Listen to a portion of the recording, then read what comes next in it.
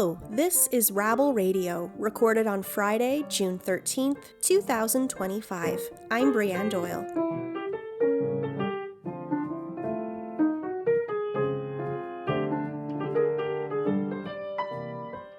rabble.ca shares with you the news of the day through a progressive lens. If you're curious about what's happening in Canadian politics, labor, the environment, and beyond, you've come to the right place. This is news for the rest of us. Thanks for tuning in.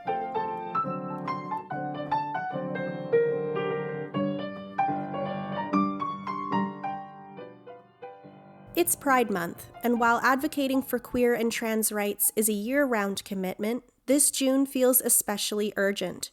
Countries once considered relatively safe, like the UK and the US, are rolling back protections and adopting increasingly hostile policies. And in many parts of the world, same-sex relationships are criminalized. People who defy gender norms face punishment, and simply living authentically can put someone's life at risk. An organization that works to protect queer and trans lives globally is Rainbow Railroad. Rainbow Railroad is a global charitable organization that helps LGBTQI plus people facing persecution based on their sexual orientation, gender identity, or sex characteristics. That's Devin Matthews, the head of programs at Rainbow Railroad. This week, Matthews joined Rabble to talk about the history of the organization and the work it does today. Since our founding, we've been able to support around 20,000 LGBTQI people through different forms of support, not all through relocation, some through crisis response, cash assistance, and other forms of support. And last year, we received around 13,400 requests for help, and we're able to support 5,886 people, relocating 302 people from 36 different countries. As Matthews mentioned, the supports that Rainbow Railroad can offer a person in need vary case by case, and it all starts with an online application. People fill out a request for help form where they detail the situation that they're dealing with and their unique situation as well in terms of their passport mobility, different areas that they're looking for support in. And from there, we basically triage, and we're triaging based on people's experiences of persecution, the severity of the experiences that they're having, as well as the viability of access to support that we can provide them. So there are some individuals based on their region or their circumstances that we can't move, but we can provide other avenues of support.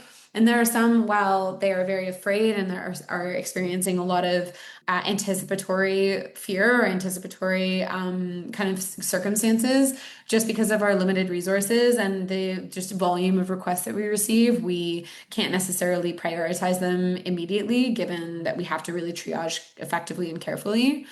From there, the people who are prioritized are kind of divided into different program areas. So we have a number of partnerships with government to do formal refugee resettlement. And then we also support people in making asylum claims through kind of more informal avenues of travel, as well as supporting people through different in-country programming, connecting with resources, connecting with the UNHCR, providing them cash assistance so that they can kind of get on their feet in a different region within their home country, all sorts of different programming. There are currently an estimated 120 million displaced people around the world, the highest number since the end of the Second World War. And as Matthews explains, when any form of displacement occurs, queer and trans people are made especially vulnerable. Every time a crisis flares up, even where it doesn't have anything to do with the queer or trans community, we see our requests for help increasing. And that's because obviously queer and trans people are in every population affected by crisis, humanitarian disaster, war zones, environmental issues, but also they experience a particularly risky form of experience of those crises. An example is when Afghanistan fell to the Taliban. Rainbow Railroad was very active in supporting queer and trans people who were involved in what was a nationwide, wide population risk crisis, but where queer and trans people were like particularly vulnerable to the threat of the Taliban at that moment. And so, wherever these things are kind of occurring and where violence is flaring up, we are there to try to support the community in finding access to safety. Rainbow Railroad operates globally, with especially high volumes of assistance requests coming from countries where queer and trans individuals face heightened risks, such as Afghanistan, Lebanon, Uganda, Egypt, Pakistan, Russia, and Turkey. One such asylum seeker was Rama Asulani. Before coming to Canada, I was living in Turkey as a refugee, lesbian non-binary. And before that, I was escaped from Morocco because I can't be myself. And I faced so many violence, physically, psychologically, discrimination, persecution from my family, society. So I escaped to Turkey. But unfortunately, it was worse than I thought. Also, I have been face all different kinds of violence and discrimination and persecution. And worse than that, I was being arrested and imprisoned because of my sexual identity by the Turkish police. So I was living constant fear of being myself, fear being show up, fear to go outside, fear to be deported to the place where I may not survive, fear also for be imprisoned again. Asulani wrote to Rainbow Railroad explaining their situation. After only one day, they got an email response. This email changed everything. I remember the words. It was, "We are here to help you. You are not alone." Asulani's need to escape was urgent. They faced severe homophobia to the point where simply walking outside put them at risk of violent attacks and potential hospitalization. In Morocco, I cannot be myself. I was so much suffering, facing discrimination, persecution, violence to outside, to wear what I want to wear, to be as lesbian, queer, non-binary, to even to find a job. It was very hard for me. To outside, it's very hard for me. Always that's calling by assaulting from the society, from the people. Plus that, I was being forced to be married to a man. So that is the main reason why I escaped from Morocco to Turkey, because it was like the end for me. I cannot do that. So that's why I escaped. So when I went to Turkey, it was worse than I thought. Also the same thing and worse. I cannot be myself. Finding discrimination everywhere, outside in the street, at work. I faced violence from homophobic devised me, and I was hospitalized in the hospital, and the police did nothing. Just because they stop me in the streets, and are you a boy or girl? Start like that, and then they start beating me. So everywhere I contact, I try to be myself, and at the end, I was hopeless. Almost I'm going just to give up, but always I was have this hope. Just I have to fight. I cannot let no traditional culture or religion or community can stop me because I want just to be myself. So at the end, my hope and my dream and something inside me, this is that makes me empower and give me energy that I cannot give up. And so Rainbow Road picked me up and we contact with each other and they came to Canada. As mentioned, Rainbow Railroad's work isn't limited to countries on the eastern side of the world. In fact, the organization has seen a rise in requests for assistance from within the United States, particularly following the re-election of Donald Trump. The United States has been a country that we have supported many people to relocating into, especially during the course of the last administration. And with varied success, we had numerous government partnerships and different programs to support people at a community level as well. We've since seen the infrastructure of those pathways, specifically around refugee resettlement, crumble under the current administration's policies. And a general anti-LGBTQI and anti-refugee and immigrant sentiment within the administration, which we were anticipating, just perhaps not at the rate or the extent that we have seen.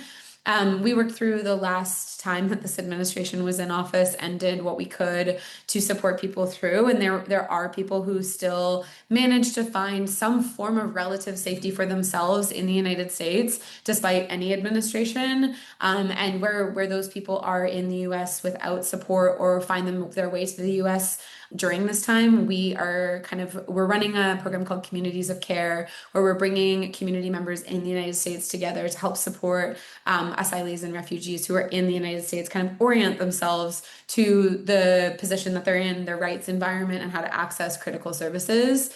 And so, yes, we've seen huge shifts from January until now, some of which we were anticipating, some of which have come for various reasons as a bit of a surprise. But at the end of the day, we will always do what we can to support people both inside of the United States, but more importantly, globally, in finding other options, especially those who were bound for the United States as refugees, who we now have to find alternative options for. Although informal asylum pathways often involve relocating individuals to European countries due to regional mobility and easier access to asylum systems, Rainbow Railroad's formal government resettlement efforts have historically focused on the United States and Canada. As Matthews notes, those efforts are now almost exclusively centered on Canada. We have a long-lasting and really healthy relationship with the Canadian government that has stood the test of both the conservative and liberal leaderships, that allows us to support LGBTQI refugees through various different programming. We have had the most success in the last number of years in working with Immigration, Refugees, and Citizenship Canada on what's called the Government-Assisted Refugee Pathway, which we fought long and hard for, and finally were able to achieve and are in our first full year of development of that program after piloting it last year. And folks really have a varied kind of range of experiences once they land in a country that they're resettling to. We really try not to paint things as a glossy pamphlet to individuals while they're attempting to flee or to resettle. Resettlement is an incredibly challenging, very taxing, very stressful process. And it's also a complete, shift for most people in terms of what they're able to do, how they're able to live their lives. And in some ways that's beautiful and really affirming and abundant. And in some ways that's very scary and scarce and becomes very challenging for people. And so we attempt to meet people where they are and believe that people's right to the full experience, the positive, the negative, and the neutral, is all critical to the storytelling of what it means to be a refugee or asylum seeker. For Rama Esulani, a participant in the government-assisted refugee program, coming to Canada has been a reclaiming of their dignity and freedom of expression. It's totally different. The first time ever in my life, I feel that I am not surviving. I am exist. I can't even smell the freedom. People respect. I say I am non-binary. I am lesbian. The people respect that. How there is peaceful. I can see the welcoming, the safety, and the also feeling with living also with dignity. That no one can say nothing wrong to me. And these things I was missing it from a long time. And now I am 32 years, so you can say it's 30 years. I never felt the same thing. So the first time I felt like that is something incredible. It's a rebirth again, and that's exactly what I was wishing and looking for. The government-assisted refugee program is one that Rainbow Railroad has been advocating for a while.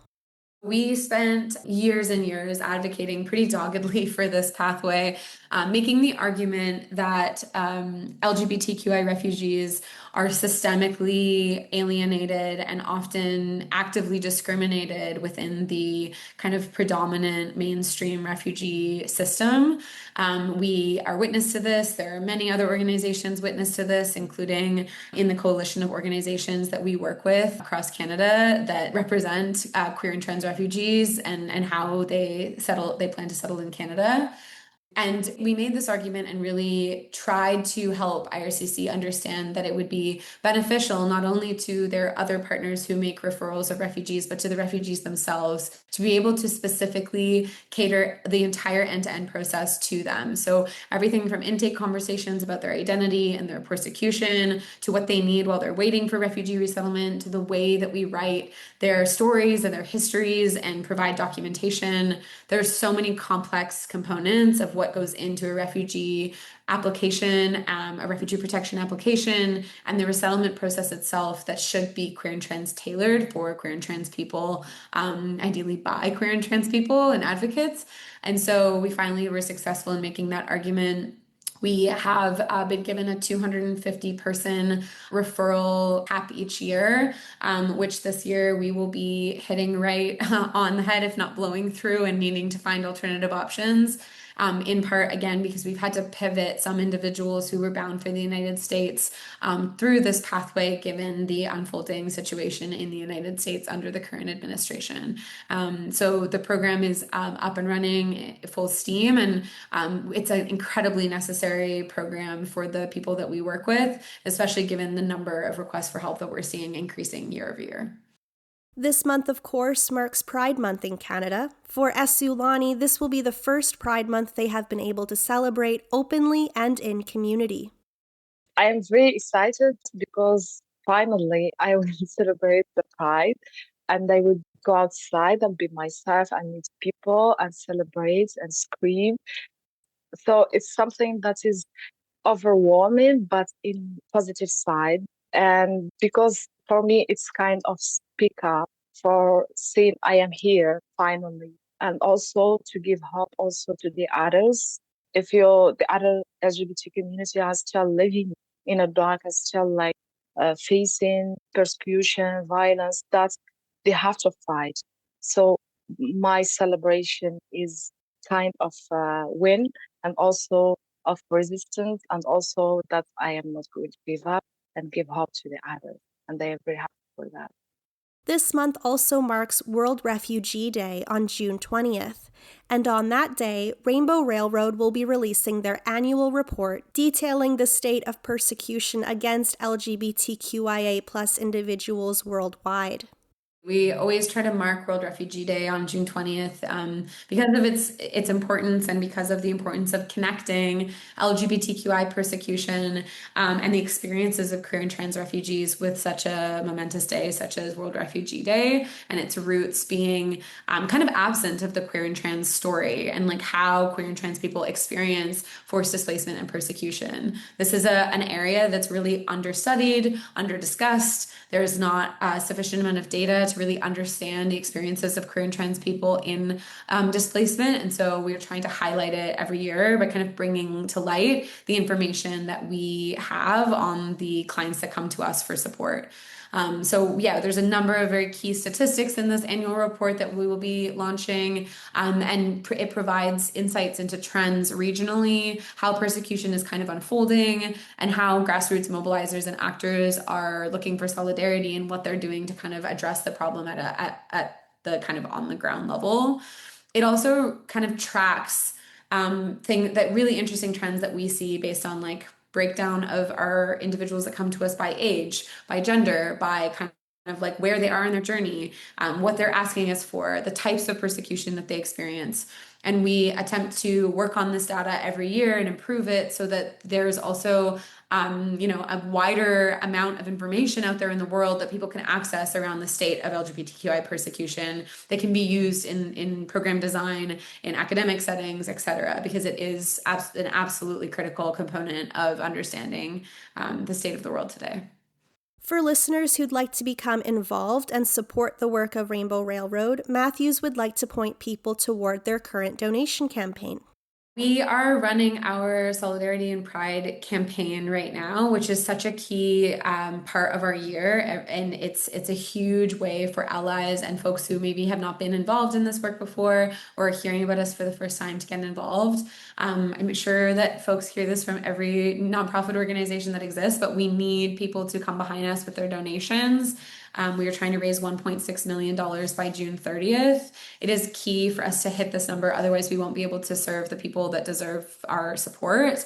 So people can host a fundraiser if they don't actually want to donate or can't donate themselves, rally their communities and networks, share on Instagram, donate a portion of sales if they work for a company or in retail or something like that. Or donate proceeds from an event, especially if you're running a Pride event for your employees or in the community. You can also sign up to volunteer. So in Canada, there's two different volunteer programs, one for privately sponsored refugees to support them in landing in Canada, as well as the Rainbow Housing Drive, which focuses on providing and supporting people with access to housing. You can subscribe to our newsletter, follow us on social media to keep up with what we're doing on a more events-based basis. And also there's infinite advocacy kind of moments for you to get involved, especially right now.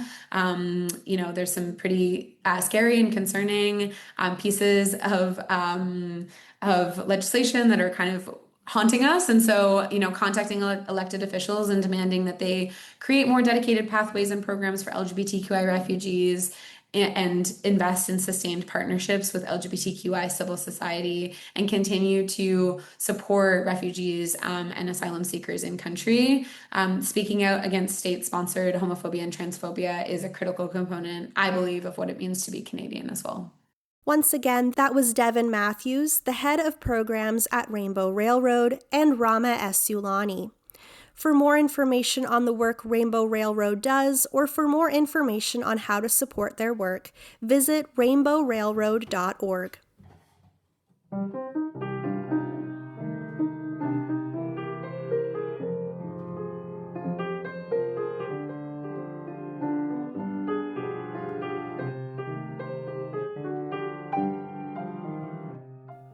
And now, this is our In Case You Missed It segment, where we review the top stories from this week on rabble.ca. For that, let's go to Rabble editor Nick Seabrook. Over to you, Nick. Thanks, Brianne. Starting this week with national news. Activists and MPs from 3 of Canada's federal parties held a press conference in Parliament Hill, calling for an end to the genocide against the Palestinians and for support for the global march to Gaza. One of the activists speaking at the event was Dr. Yipeng Ge, an Ottawa-based physician and vocal critic of Israel's attack on the civilian population of Gaza. In an op-ed on Rabble, Dr. Ge explained why he was participating in the global march to Gaza, writing, quote, "In a few days, we will march collectively to the Rafah border crossing. I will be with thousands of other volunteers and activists from all over the world, demanding that the thousands of aid trucks be let in, because this is what is needed to stop the famine and starvation." End quote. Despite the rising civilian death toll, the Canadian government is continuing to allow Canadian companies to sell weapons to Israel, with over $18 million being sold in 2024 alone. In Ontario news, students are warning that Ontario Premier Doug Ford's Bill 33 could drastically reduce student activism on university campuses. Bill 33 is the government's omnibus legislation to reform education from elementary schools right through to post-secondary. One of the provisions in the bill for universities and colleges would see enrollment in student unions as being optional. In an op-ed on Rabble, University of Ottawa student James Adair said that this change is aimed at depriving student unions of funding. Adair says that Doug Ford wants to defund student unions so that they are less able to take part in activism. Student unions have often been at the forefront of social movements, whether it be the fight against climate change, justice for Indigenous peoples, or calling for an end to violence in Gaza. In the summer of 2024, students at universities across North America occupied their campuses for weeks on end in a bid to force their institutions to stop supporting the Israeli government. Adair says that Bill 33 puts activism like this in jeopardy. In labor news, the United Food and Commercial Workers Union, UFCW, is partnering with activist group EcoJustice to sue Health Canada, who they say are failing to adequately monitor and protect farm employees from exposure to pesticides. The lawsuit is alleging that Health Canada is failing to enforce parts of the Pesticide Control Products Act, which require employers to inform their employees exactly what chemicals they are using to spray their crops and provide them with adequate protection. UFCW says that this inaction puts employees, especially those who are migrant workers, at risk. Migrant workers often are in situations where they cannot demand adequate information and protection from their employers out of risk being fired. A migrant worker can be fired by their employer for complaining about working conditions. And if that happens, not only do they lose their source of income, but they can also be deported from Canada. Staying with labor news, Members of the Alberta Teachers Association voted overwhelmingly in favor of strike action this week. The 39,000 teachers that make up the union voted by a margin of 94.5% in favor of strike action if current negotiations with the province reached an impasse. The Alberta Teachers Association is currently negotiating for better wages for its members and better resources for students. According to Statistics Canada, Alberta spends an average of around $2,000 less per student than other provinces, one of the lowest in the country. While students are about to leave the classrooms for summer break, the recent vote allows the union to take strike action with 72 hours notice at any time within the next 120 days, which could mean a possible strike in September when students are getting ready to go back to school. Also this week, Rabble columnist Kathy Crow is asking why the federal government is not prioritizing housing as a nation-building project. The Prime Minister recently met with provincial premiers in Saskatoon to discuss nation-building projects. Most of these projects had to do with resource extraction, like building pipelines. Crow said that to meet the current housing emergency, the federal government should create a publicly owned organization dedicated to building homes. There are 2.6 million Canadians who are experiencing homelessness or have insufficient housing.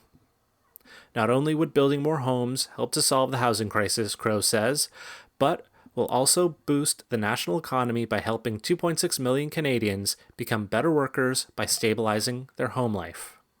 Finally, next week, don't miss Off the Hill. On our political panel this month, guests examine the tensions between the federal government's push for pipeline development and its commitments to Indigenous peoples. While the Throne's speech pledged to advance reconciliation and respect free, prior, and informed consent, the push for more pipelines seems to contradict those promises. Can Canada expand pipelines while honoring Indigenous rights? And how do these plans interfere with Canada's climate commitments? Panelists this month include Ariel Deranger, Executive Director of Indigenous Climate Action, Clayton Thomas Mueller, author and activist, and Carl Nirenberg, Rabble's parliamentary reporter. Join us on June 18th, 2025 at 4:30 p.m. Pacific, 7:30 p.m. Eastern. Find the link to register for this free event on rabble.ca. As always, you can read the full version of all the stories we talked about today on rabble.ca. Thanks, Nick. And that's it for Rabble Radio this week. Thank you as always for tuning in. If you like the show, please consider subscribing to Rabble Radio on Apple Podcasts, Spotify, YouTube, or wherever you get your podcasts. And please rate, review, share Rabble Radio with your friends. It takes 2 seconds to support independent media like Rabble. Thank you to the journalists and writers who contributed to this week's content on rabble.ca, and thank you to Carl Nirenberg for supplying the music. Finally, thank you to you for tuning in to Rabble Radio. I'm Brianne Doyle, and I'll talk to you next week.